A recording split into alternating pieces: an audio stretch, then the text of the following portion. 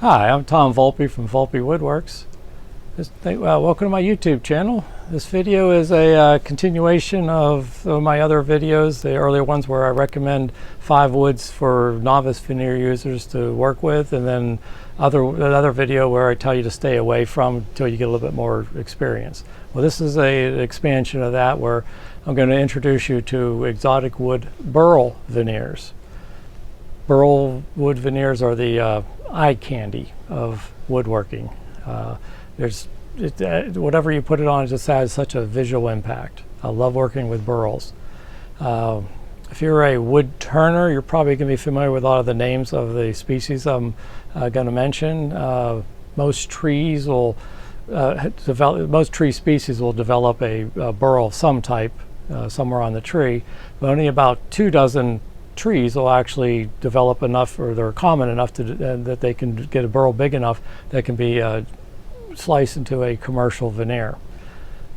This is just a deeper dive in some of the veneers, just like I did before, where essentially I mentioned some of the veneers as far as are they good for a novice veneer user, or maybe because of some physical properties that they should be best left for a future project when you get a little bit more experience working with them. Just going to get started working on getting them out there in no particular order. I'm going to start off with London plane tree burl.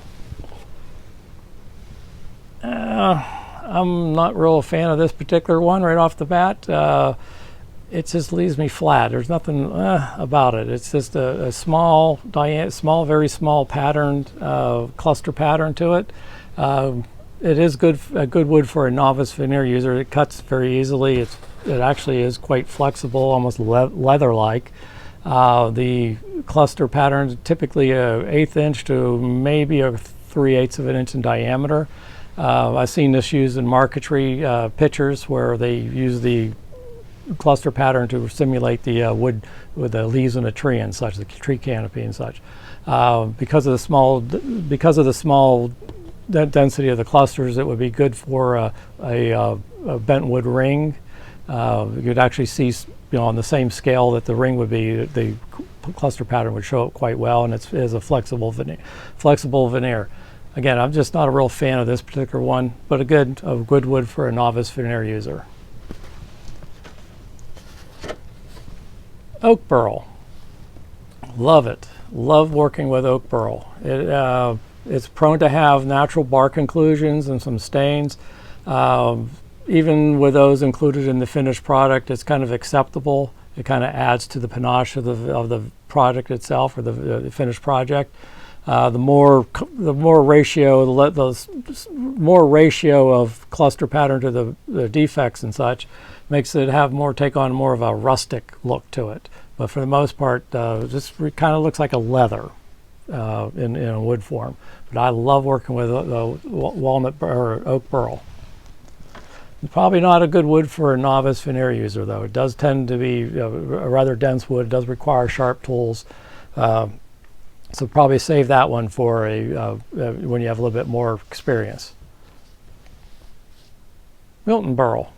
I don't know if he was a woodworker or not, but I'm sure he made a bad veneer.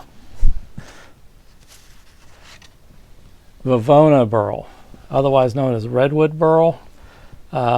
This is just a sweet, sweet looking wood. I love working with Vavona. It's very soft. It's rather fragile, very brittle, but because the pattern is so visually busy, that repairing it, you're not going to see any breakage at all on there. It's such an easy wood to recover from. So if it does tend to snap off a corner or whatever, it's easily repaired. Good wood for a novice veneer user. Very soft wood. Such a visual impact. I love working with it. Large sheets are available. Large square foot or multi square foot sheets are available. Just the wood also has if you really wanted to branch out into more of a design part of the project, the heartwood. The sapwood. This is the heartwood. The sapwood is a bright yellow, so it has a very good demarcation on the sapwood, the heartwood ratio, demarcation between the heartwood and sapwood. So a book match pattern would really look stunning on a particular project. I love working with Vavona burl. Good wood for a novice. olive ash burl. Technically not a burl, but has burl-like features. It's actually the French ash tree, I believe, and it's more of an infection that the tree has, and this is essentially the tree hasn't reacted yet to the infection piece, but it's almost like a spalted line here. With that clear demarcation of the contrast between the two areas, it really can make a visual impact where a book match or a four-way book match, side to side, top and bottom. You see this wood being used in furniture from the 20s and 30s, very much just domestic American furniture. One thing about this particular veneer, it tends to have a lot of voids that you have to deal with, knots, and then drying or shrinkage splits and cracks. So it's well worth the effort to work with this. It's I can, even with those known issues with drying and dealing with the burls or the voids, again, I would recommend this for a novice veneer user. It actually cuts pretty well. It's the work and the effort and the results, you can get really good results with the olive ash burl. Not a true burl, but it's marketed as. This is a blue gum or eucalyptus pomely. You can see it has almost like a cluster-like pattern to it. But it's really not a burl, but I can't recommend this for a novice veneer user just simply because it's a little bit textured and would require a bit of processing with a veneer softener prior to use. So it can be thought of as a burl just because of the round or the natural occurring pattern on this particular veneer, eucalyptus or blue gum. Western red maple burl. I apologize for such a small piece. It's embarrassingly small, but it's such a good seller that I sell out of it as soon as I get any in. So it's one of those veneers that goes in and comes out. But very good wood for a novice veneer user, and it is visually stunning. It looks dull and lifeless right now, but when it gets wet, boy, this really just comes to life. Speaking of, here's how I like to work with it. You can see it actually has lesser density of the clustered pattern, but a nice area here where there's a bit of a ripple pattern or chatoyance available. So in a book match, this is a very, very stunning looking veneer, Western red maple burl. If you like the content so far of the video, please consider hitting the like button. It really would boost up my YouTube reputation, and possibly consider subscribing to my channel. White ash burl, available in large square foot pieces. Typically large pieces are available, but they're getting a piece without any blemishes, dark little tiny pin knots and voids, and natural voids is a little harder to get. But this veneer is pretty versatile, has a small diameter cluster pattern, typically 1/8 inch all the way up to maybe like 3/8 of an inch, and is known to have some very nice chatoyant areas. It's not really showing up, so maybe it's showing up on the camera or not, I don't know, but I like working with this. It's one of those fun woods to work with. And what's nice about it is that it accepts a stain very well, and with a walnut stain, you could actually, to the casual user or casual person that doesn't really understand wood, dye this with or stain this with a walnut stain and make it look like walnut burl. Again, you can get really good results, especially if you're, even with a novice veneer user. It's an easy wood to work with. I highly recommend. Madrone burl, not really a fan of it. I used to be. I kind of fell out of love with it a while back. It nice, available in big multi-square foot sheets. Does tend to be known to have some voids and natural blemishes and such on it. Good pieces are available with nice diameter, very dense cluster pattern. But the problem I have with it is it looks so good, but it just doesn't have that depth of, there's no chatoyance to it, or at least very, very little of it. I just think it just leaves me a little bit flat. So therefore, I don't know, I just fell out of love with it. But for a novice veneer user, it works fine. It's flat, flexible. I used to work with it quite a bit, and then I fell out of favor with it. So again, I could recommend it for a novice veneer user. Laurel burl. gorgeous colors, the gray, the one in my left hand, the tawny, the straw browns, and the mixtures of grays, and some bit of chatoyance in the sheets. Just gorgeous piece. You can do with a 4-way book match. You can make a very stunning visual effect. This piece, the color change, you get some light violets, some yellow golds, some vivid golds, and light greens mixed in, brilliant yellows, large diameter burl cluster pattern. And when you get the solid big yellow cluster pattern like that, I've actually had a customer years and years ago make reproduced Jaguar interiors, antique Jaguar cars, and he would actually make them and sell them or repair cars that were being used in Florida where the sun faded the original walnut burl. So you can make this burl match a walnut burl that's sun faded. So that's just a little tip there. But I love using this. This is such a visually appealing wood. Again, if you're a novice veneer user, I could recommend it just because it does have some good visual appeal to it. But it does have some fissures to it. They're gonna have to, you'll get some glue bleed through you got to attend with. But for the most part, it's a good wood. You can get some really good effects with it. They're very visually stunning. Chestnut burl. Not a fan so much. I used to use it quite a bit, but I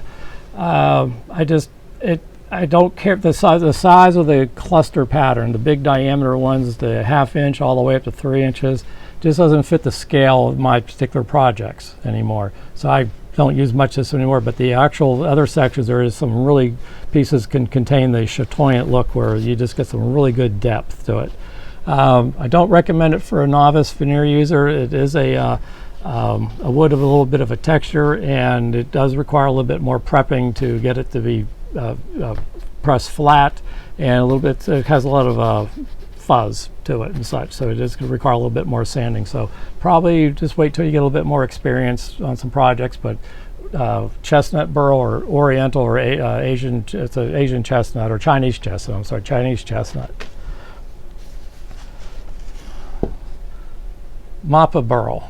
I'm sure you've probably seen this before. It's very, very common period furniture from early, back in the 1900s and a little bit earlier, European especially. I think Italians, well, it's Italian poplar, or black poplar, I think is the other name for it and such. But I don't like using this. I like the look of it to a point. It's a little bit garish for my taste, but it does have some very visual appeal to it. It's because, especially when you get the cluster burl pattern in a nice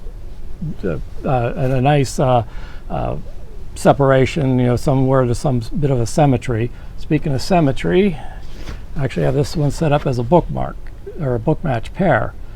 You can see that it is visually appealing. You got the chatoyance that's built into it, and these cluster patterns. Those clusters are actually voids in the wood. So if you're not prepared to deal with that after you bond it to the substrate, you're going to have to come back and fill those with a wood putty of some type. But the Mappa burl cuts easy, but the amount of effort, the amount of work required to get some good results with it, I'd say save it for a little bit more experience. Camphor burl. Don't have a lot of experience with this one. I've only had it one time in about 30 years. I only have a few square feet of it left. This is actually from my private stock of veneers. It is a greenish gold, very similar to the laurel burl.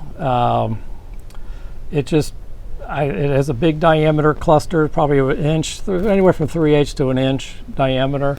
I don't have a lot of experience with it. I just know that it is an oily wood. It smells great. It smells like sassafras or root beer. It's a bit oily, so I recommend if you go to use this immediately before you go to bond it to the substrate, wipe the surface down with an alcohol to remove any surface oil, so you improve the chances of reducing the chance of a bond failure. But I don't have a lot of experience on this particular one. Again, if you're getting some useful, you find this video useful, please hit that like button and consider subscribing to my YouTube channel. Thank you. And Karelian birch, or Karelian birch burl, it's advertised as. This is a pretty visually stunning piece here itself. It comes in all kind of different mixtures, and multiple square foot pieces are available. Huge pieces, 10 foot long even. This is a gorgeous, gorgeous veneer. These brown streaks are actually part of the tree where it's really more of a void, so you're going to get some glue squeeze out on there, so you be prepared with that. But then the clear areas where it doesn't have the brown is more of a has a high chatoyance baked into it, so it is just a superior wood in my opinion to work with. Carillion, birch, burl. A novice veneer user, sure, just be prepared to deal with the glue squeeze out, but it is so visually stunning.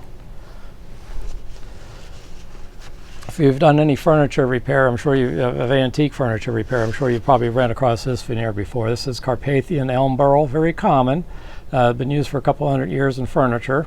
It's getting really hard to find big pieces enough that you can get big cluster patterns like this. This is actually pretty small nowadays. This one in my left hand, it doesn't have that. It's more of a peachy color versus the gray tawny browns. But one thing about Carpathian elm burl is it's very prone to having bark inclusions and natural voids. This particular piece probably has, you can't really see it so well, but there's probably 100 voids on this. Just where those little clusters meet, the little root, I don't know if they're roots or whatever, but the burl, the little burls are actually those little pinholes on it. So you're going to get a lot of squeeze out on it. It is a superior wood though. Probably best safe just because of the glue squeeze out, and it probably is best safe for a novice veneer or a second project. And if you're familiar with getting veneers off of eBay, you know that I typically sell them when they're nice and flat like this. Well, typically how you get something from a wholesaler, veneer comes pretty much like this. This is how you'll see a lot of burls. Essentially, you see it's kind of more of a textured or wrinkled surface. That's because the nature of burls, there's not any real long grain in any one direction, and then as the wood dries, it shrinks and contracts and causes the wood to warp or wrinkle in a particular area. So you definitely have to process the veneer first prior to use. And you can see here this is very, very common to have a natural void like that, and you can see there's some more natural voids on those areas. So a big piece like this is actually a lot of, this used to be something very average in the past. Nowadays this is a very desirable piece. I just don't want to bother pressing it flat since I have such other pieces. Okay, I'm embarrassed on this. This is in Boyne burl. This is the only piece of this I actually have left. I had something. It's so popular that as soon as I get in it sells out pretty quickly. So I'm going to have to replicate it with this. This is Nara. This is actually the lumber version or the wood version of the burl. The Padauk tree, I forget the actual scientific name, botanical name of it, but Boyne burl is the king daddy of the veneers. It's such a stunningly beautiful veneer to work with. Very expensive. If you want to see an artist, a true artist, work with this, check out Scott Grove at Image Grove Studios. He has a YouTube channel. His content is superior. I spend some time watching his stuff. I have him subscribed myself, so anytime we put something new out there, I go immediately to his stuff. He's a very good content provider. He's willing to share his knowledge about woodworking. So I never met the man, but I just love what I've seen on YouTube. So please visit Image Grove Studio. I think it's but he does something with Boyne burl that's just stunning. Okay, we're going to wrap up here. This is the last veneers, last species. Walnut. This is walnut. This is actually English walnut. You can see it's a different color than your typical American black walnut. It's more tawny brown, more browns or grays, more contrast between the lighter colors and the darker colors. But this is just a superior looking wood. The cluster pattern tends to be a little on the small side. Good contrast between them. This is a small piece that I actually like using this type of thing for some of my projects. It's more the scales I work on projects now. You probably, if you did work on antiques from European antiques, you probably have familiar with this veneer as well. It's used on a lot of larger furniture, like furniture doors, not coat closets, but wardrobes. a stunning effect you can get with a four-way book match. You can see you get these vivid, contrasty black lines mixed with the lighter grays. Just an overall very visually busy pattern. I like it a lot. This is probably going to stay back in my my private stock, where I'll think about doing something with it in the future. Speaking of visually appealing, this is a superior piece of walnut burl. Don't know exactly what species it is, though. I never really quite figured that out. I usually don't get a name, but when I get my veneers in and such. But this is just a very overall good quality veneer. 100% burl cluster pattern on it, very solid. I don't think there's a void at all on it. And one of my favorites to work with is the American black walnut, or the Regis nigra. This is a dead sample from one of my veneer suppliers.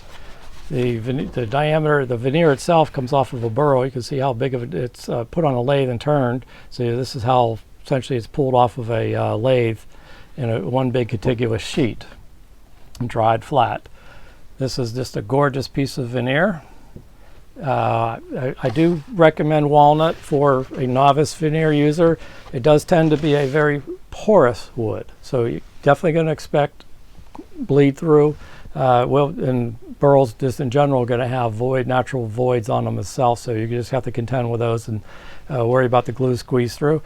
And then finally, this is another piece of walnut burl. It's more of a cluster mixed in with more of the heartwood and such on the walnut. But you can see there's a little bit of a contrast between, this is actually a graft between American black walnut down here and English walnut up here. This is where the walnut trees in California, where they get the nuts from. So this is actual graft line that you're seeing. So again, another very porous wood, so you're going to get a lot of glue squeeze through. If you want any more information about anything you see in the video, please comment in the section down below. I do read the comments. If you want any more information about the veneers, I'll be happy to answer them. Just reach out to me by email at tom@volpewoodworks.com. These veneers are available, or in most cases, on my eBay store, Thin Wood and Old Tools. I sell on YouTube, or I sell on Amazon and Etsy as Volpe Woodworks, and then my website, volpewoodworks.com. Again, if you have any questions about any of the veneers, please reach out to me by email at tom@volpewoodworks.com. Thank you.